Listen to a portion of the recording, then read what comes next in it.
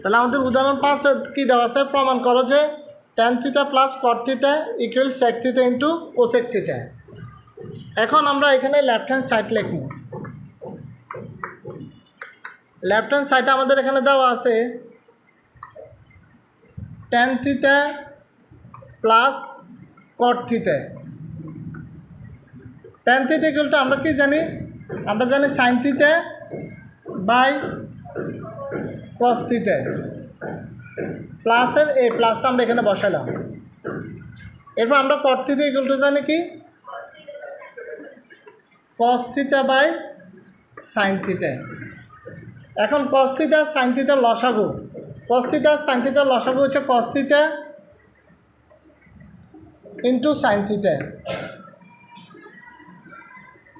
তো cos আমরা জানি লব হর দ্বারা ভাগ, লব দ্বারা গুণ। তো cos থিটাতে cos থিটার ভাগ দিলে cos থিটা কাটা আর থাকে sin theta.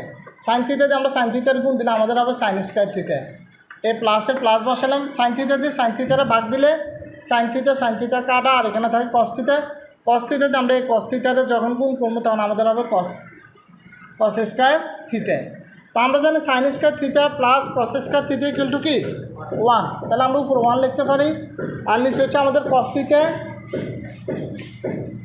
Into sin theta. তো এখানে 1/cos theta into sin theta যে কথা, আমরা এখানে লিখতে পারি 1/cos থিটা আলাদা আলাদাভাবে 1/cos theta into 1/sin theta.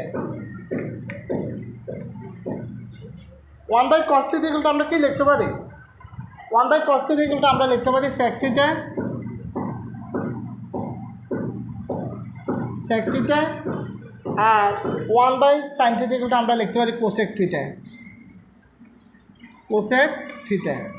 তাহলে আমাদের বলেই দিছে sec theta into cosec theta প্রমাণ করার জন্য। তো আমরা এখানে প্রমাণ করলাম sec theta into cosec theta. তাহলে আমরা এখানে রাইট হ্যান্ড সাইড লিখে প্রমাণিত, রাইট হ্যান্ড সাইড প্রুফ লিখে দিতে পারি, প্রমাণিত PROVED প্রুফড প্রমাণিত।